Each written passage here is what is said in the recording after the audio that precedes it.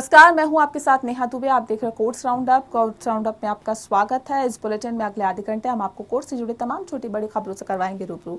Court की कार्रवाई और सुप्रीम कोर्ट से लेकर हाई कोर्ट्स और लोअर कोर्ट्स तक के फैसलों को रखेंगे आपके सामने। आगे बढ़ने से पहले एक नजर हेडलाइंस पर।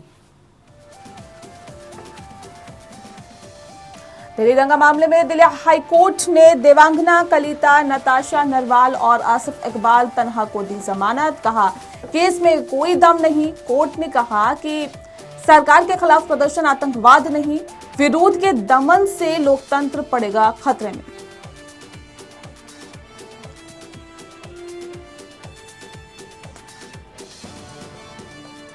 केरल में मछुआरों की हत्या मामले में इटली के 2 नौसैनिकों के खिलाफ सुप्रीम कोर्ट ने किया केस बंद।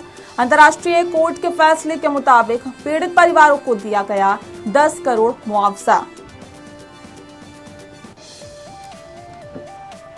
बॉम्बे हाई कोर्ट ने कहा कि डोर टू डोर वैक्सीनेशन नीति पर कोई प्रतिबंध नहीं। केंद्र ने राज्यों पर नहीं लगाई कोई रोक।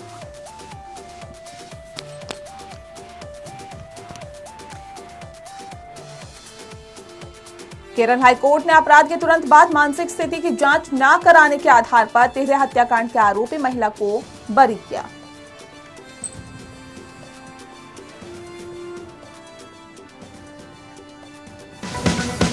India Legal presents Courts Roundup.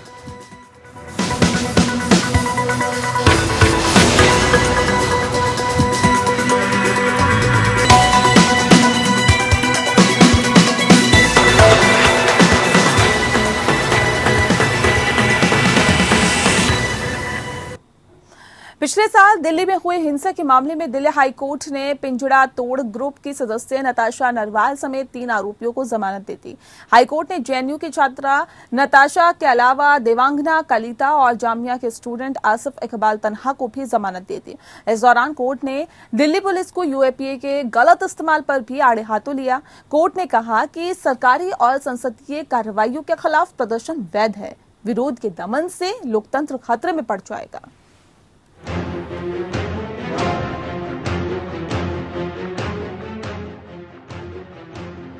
Delhi high court ने उत्तर पूर्व दिल्ली दंगे के एक मामले में जवाहरलाल नेहरू विश्वविद्यालय की छात्राओं नताशा नरवाल, देवांगना कलिता और जामिया मिलिया इस्लामिया के छात्र आसिफ इकबाल तन्हा को जमानत दे दी है। इन लोगों को पिछले साल फरवरी में दंगों से जुड़े एक मामले में गैर कानूनी गतिविधियां रोकथाम कानून या यूएपीए के तहत गिरफ्तार किया गया था। जमानत देते हुए कोर्ट ने कहा, कॉलेज के छात्रों के एक जमात द्वारा आयोजित विरोध प्रदर्शन से हमारे देश की नींव नहीं हिल सकती। साथ में यूएपीए के तहत अत्यंत गंभीर दंडात्मक प्रावधानों के बेवजह आह्वान के खिलाफ चेतावनी देते हुए अदालत ने टिप्पणी की। इस तरह का दृष्टिकोण संसद के उस इरादे और उद्देश्य को कमजोर करेगा जो कि राष्ट्र के अस्तित्व के खतरों के खिलाफ कानून बनाने के लिए है। गंभीर दंडात्मक प्रावधानों का अंधाधुंध उपयोग केवल उन्हें तुच्छ बना देगा। तन्हा के जमानत आदेश में अदालत ने यूएपीए की धारा 15 के तहत आतंकवादी अधिनियम वाक्यांश के दायरे पर विस्तार से चर्चा की और कहा कि इस शब्द का इतना हल्का इस्तेमाल नहीं किया जा सकता कि ये आतंकवादी अधिनियम के अत्यंत जघन्य अपराध को तुच्छ कर देगा। कोर्ट ने स्पष्ट किया कि यूएपीए के तहत आतंकवाद को भारतीय दंड संहिता के अंतर्गत आने वाले पारंपरिक जघन्य अपराधों से अलग तरीके से समझा जाना चाहिए। न्यायालय ने कहा कि यूएपीए का इरादा और उद्देश्य भारत की रक्षा पर गहरा प्रभाव वाले मामलों से निपटना है, न अधिक और न ही कम। कोर्ट ने कहा कि तन्हा के खिलाफ चार्जशीट में बिल्कुल कुछ भी नहीं था जो यूएपीए की धारा 15 में एक आतंकवादी कार्रवाई को साबित करता है। बेल देते हुए कोर्ट ने ये भी कहा कि न्यायिक प्रक्रिया लंबी चल सकती है। ऐसे में क्या कोर्ट अनुच्छेद 21 के तहत आरोपी के संवैधानिक हक का हनन देखता है? दिल्ली हाईकोर्ट के फैसले ने निर्दोषों को फंसाने के लिए झूठे मामले दर्ज होने, यूएपीए जैसे कानून का गलत इस्तेमाल और बेल नहीं देने के चलन पर भी प्रश्न चिन्ह खड़े किए हैं। Bureau report. वहीं केरल में मछुआरों की हत्या के आरोपी इटली के 2 नौसैनिकों के खिलाफ सुप्रीम कोर्ट ने मंगलवार को केस बंद कर दिया। केंद्र सरकार ने केस बंद करने के लिए सुप्रीम कोर्ट में अर्जी दायर की थी। पिछले साल अगस्त में सुप्रीम कोर्ट ने केंद्र से कहा था कि पीड़ितों के परिवारों की सुनवाई के बिना मामले को खत्म नहीं किया जाएगा।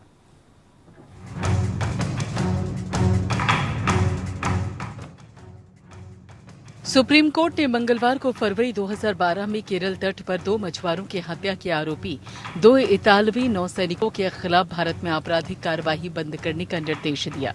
न्यायमूर्ति इंदिरा बनर्जी और न्यायमूर्ति एसआर शाह की अवकाशकालीन पीठ ने दोनों इतालवी नौसैनिकों के खिलाफ मामले से जुड़ी प्राथमिकी और कार्यवाही को रद्द कर दिया। पीठ ने कहा कि भारत द्वारा स्वीकार किए गए अंतर्राष्ट्रीय मध्यस्थ निर्णय के अनुसार इटली गणराज्य मामले में आगे की जांच फिर से शुरू करेगा। शीर्ष अदालत ने इटली गणराज्य द्वारा भुगतान किए गए 10 करोड़ रुपए के मुआवजे को उचित और पर्याप्त करार दिया। इससे पहले कोर्ट ने अपना फैसला सुरक्षित रखते हुए कहा था कि पीड़ितों के परिवार के हितों की रक्षा के लिए मुआवजे का पैसा केरल हाई कोर्ट में जमा किया जाए।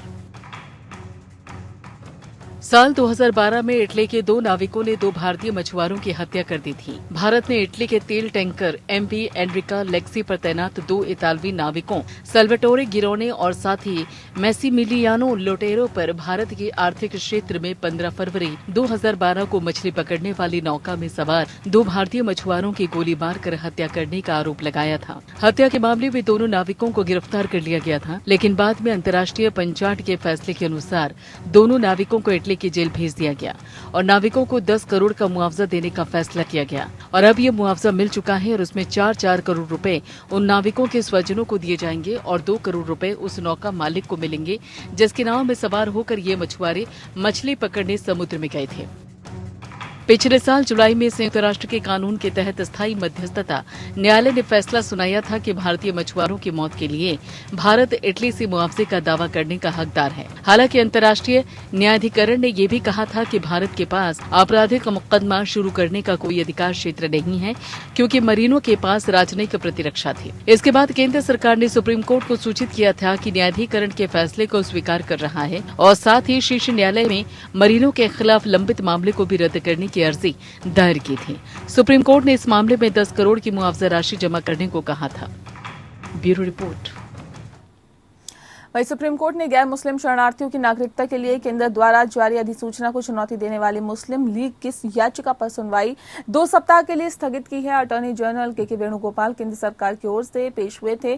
केंद्र द्वारा दायर जवाबी हलफनामे में कहा गया है कि केंद्र द्वारा जारी अधिसूचना केवल विशेष मामलों में स्थानीय अधिकारियों को केंद्र सरकार की शक्ति सौंपने का प्रयास करती है।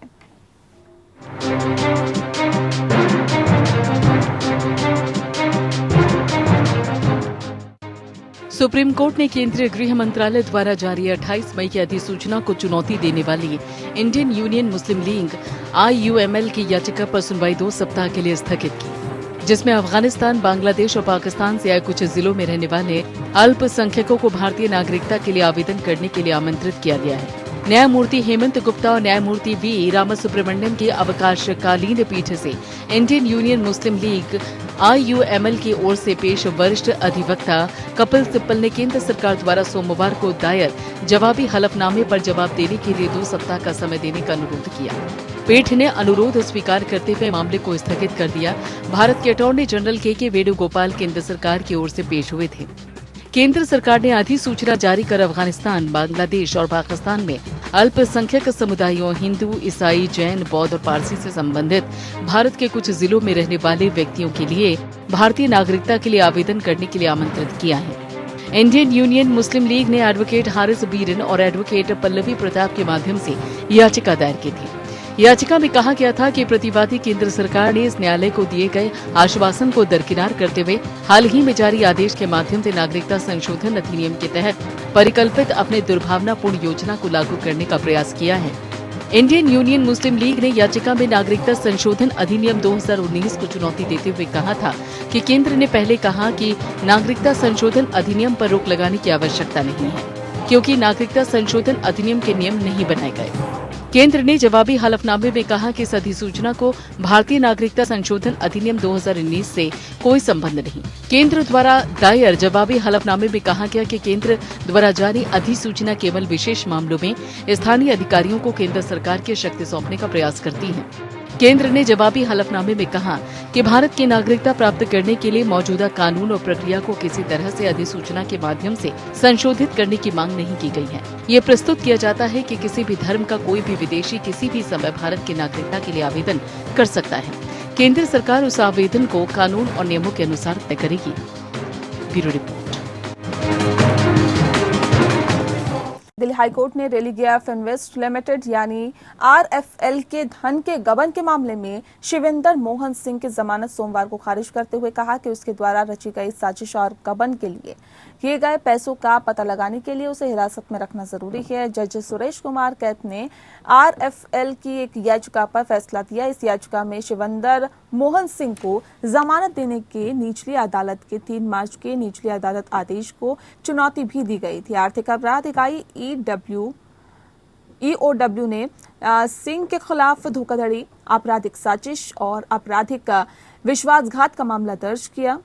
आरएफएल की याचिका को स्वीकार करते हुए हाईकोर्ट ने कहा कि मौजूदा मामले में प्रतिवादी संख्या 2 शिवेंद्र के खिलाफ आरोपों की प्रकृति के और गंभीरता संगीन भी है। आपको बता दें कि जस्टिस कैत ने निचली अदालत से शिवेंद्र को मिली जमानत को खारिज करते हुए 29 पन्नों के फैसले में कहा कि धोखाधड़ी, एक एजेंट द्वारा इतने पैसे के हितों के आपराधिक उल्लंघन के मामले में जमानत देना जिसमें बड़ी संख्या में लोगों पर प्रभाव पड़ता हो, उससे न सिर्फ मामले की प्रगति प्रभावित होगी बल्कि आपराधिक न्याय प्रणाली पर भी असर पड़ता है। उन्होंने कहा कि मौजूदा मामले के तथ्यों और विभिन्न फैसलों में उच्चतम न्यायालय की टिप्पणी को ध्यान में रखते हुए मुझे ये मानने के अंदर कोई संकोच नहीं है कि जिस आदेश को चुनौती दी गई उसमें गंभीर कमियां हैं जिस वजह से अन्याय हुआ। न्यायमूर्ति कैत ने कहा कि इससे भी ज्यादा इस प्राथमिकी में प्रतिवादी संख्या 2 सिंह को हिरासत में रखना न सिर्फ उसके द्वारा रची गई साजिश का पता लगाने के लिए जरूरी है बल्कि गबन किए गए पैसे का पता लगाने के लिए भी आवश्यक है जो उसने अपने व्यक्तिगत लाभ के लिए जमा कराए।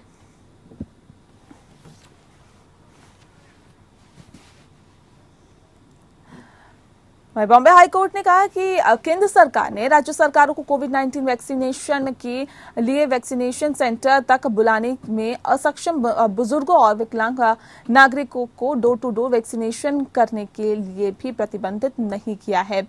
मुख्य न्यायाधीश दीपांकर दत्ता और न्यायमूर्ति जीएस कुलकर्णी की खंडपीठ ने महाराष्ट्र सरकार से ये तय करने के लिए कहा है कि क्या वह 22 जून तक डोर टू डोर टीकाकरण करेगी। इसमें कहा गया कि राज्य को ऐसे दिशा निर्देश को लागू करने के लिए अपने आदेशों की प्रतीक्षा करने की आवश्यकता नहीं है यदि उन्हें अंतिम रूप दिया गया।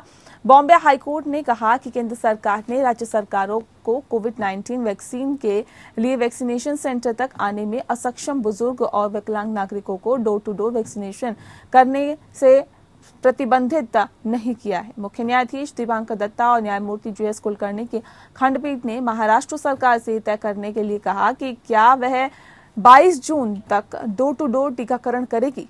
इसमें कहा गया कि राज्य को ऐसे दिशा निर्देशों को लागू करने के लिए अपने आदेशों की प्रतीक्षा करने की आवश्यकता नहीं है यदि उन्हें अंतिम रूप दिया गया। अदालत ने अतिरिक्त सॉलिसिटर जनरल अनिल सिंह से पूछा कि क्या केंद्र सरकार ने केरल और केंद्र शासित प्रदेश जम्मू कश्मीर जैसे राज्यों को रोकने का प्रयास किया जिन्होंने पहले ही घर घर टीकाकरण शुरू कर दिया। ग्रेटर मुंबई नगर निगम MCGM ने पिछली सुनवाई के दौरान ही अदालत को सूचित किया कि उसने 10 जून को भारत सरकार के आपको बता दें कि भारत सरकार के स्वास्थ्य और परिवार कल्याण मंत्रालय के सचिव को पत्र लिखकर डोर टू डोर टीकाकरण शुरू करने की अनुमति मांगी थी। एडवोकेट कपाड़िया ने एक मीडिया रिपोर्ट का हवाला दिया कि राजस्थान में बीकानेर भारत का पहला शहर है जिसने 45 और उससे अधिक उम्र के वयस्कों के लिए घर घर जाकर कोविड-19 टीकाकरण शुरू किया है। कोर्ट के सवाल का जवाब देते हुए ग्रेटर मुंबई नगर निगम MCGM के वरिष्ठ अधिवक्ता अनिल सखारे ने कहा कि अगर राज्य सरकार ने राष्ट्रीय नीति की प्रतीक्षा किए बिना दिशा निर्देश जारी किए तो MCGM घर घर टीकाकरण शुरू कर देगा।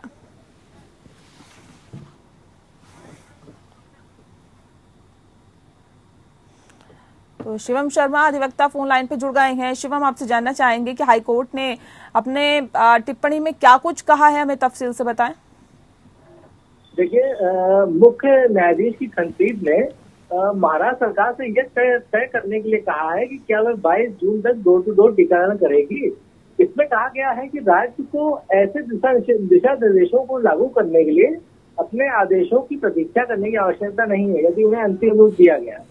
ये पीठ ने आदेश में कहा कि अतिरिक्त सॉलिसिटर जनरल सिंह के इस तरह के जवाब से हमें यह स्पष्ट रूप से प्रतीत होता है कि केंद्र सरकार द्वारा राज्यों के डोर टू डोर टीकाकरण कार्यक्रम शुरू करने के लिए कोई स्पष्ट प्रतिबंध नहीं है, जैसा कि हमारे 9 जून 2021 के आदेश के अनुसार एक पैराग्राफ में वर्णित है। देखिए, पीठ ने ये भी सवाल पूछा कि यह सुनिश्चित किया कि राज्य द्वारा घर घर टीकाकरण से आगे बढ़ने पर कोई रोक नहीं है। बोर्ड के सवाल का जवाब देते हुए ग्रेटर मुंबई नगर निगम के वरिष्ठ अधिवक्ता अनिल सखारे ने कहा कि अगर राज्य सरकार ने राष्ट्र नीति की परीक्षा किए बिना दिशा निर्देश जारी किए तो एमसीडीएम घर घर टीकाकरण शुरू करेगा। इसमें पीठ ने आदेश में कहा कि हम तदनुसार कार्रवाई करने को अगले मंगलवार के लिए स्थगित करते हैं ताकि राज्य सरकार बुजुर्गों और विकलांगों के लिए डोर टू डोर टीकाकरण के मुद्दे पर उचित निर्णय ले सके। इस स्थिति में घर घर जाकर टीकाकरण की अनुमति का निर्णय लिया जाता है। सुनवाई की स्थगित तिथि से पहले सभी संबंधित से तुरंत लागू करने के लिए स्वतंत्र होंगे, ये पीठ ने कहा है। जी, बहुत शुक्रिया आपका शिवम, हमारे साथ सीधे फोन लाइन पर जुड़ने के लिए और तफसील से इस पूरी खबर के बारे में बताने के लिए।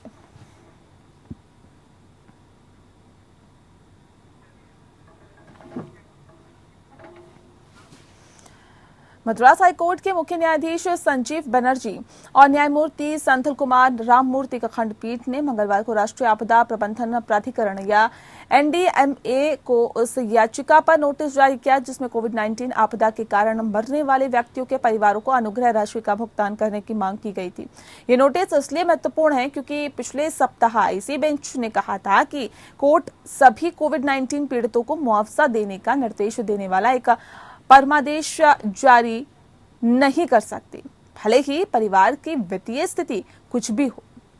पीठ ने कहा था कि यह राज्य के लिए एक नीति का विषय है कि वह ये तय करे कि व्यक्तियों के एक वर्ग को मुआवजा दिया जाए या फिर नहीं, और अगर देना है तो कितना देना है। इसमें कोई संदेह नहीं है कि विभिन्न वर्ग के लोग मुआवजे की मांग करेंगे और ये राज्य के विशेष अधिकार क्षेत्र के अंतर्गत आने वाला मामला है। सुनवाई के दौरान मुख्य न्यायाधीश बनर्जी ने फिर से दोहराया कि मुआवजा देना एक नीतिगत विषय है। हालांकि याचिकाकर्ता के वकील ने अपने मामले के पक्ष में सुप्रीम कोर्ट के 2 फैसलों का हवाला दिया। उन्होंने बताया कि पहले फैसले में सुप्रीम कोर्ट ने माना है कि आपदा प्रबंधन अधिनियम की धारा 12 के तहत जारी किए गए राहत के न्यूनतम मानकों के दिशा निर्देशों में शामिल है। इसके बाद उन्होंने हाल ही में सुप्रीम कोर्ट द्वारा दिए गए एक अन्य फैसले का हवाला भी दिया और बताया कि ये दिशा निर्देश कोविड-19 के पीड़ितों पर लागू होते हैं। इन दलीलों को ध्यान में रखते हुए बेंच ने एनडीएमए को नोटिस जारी कर दिया है और मामले को 4 सप्ताह के बाद सुनवाई के लिए पोस्ट कर दिया है।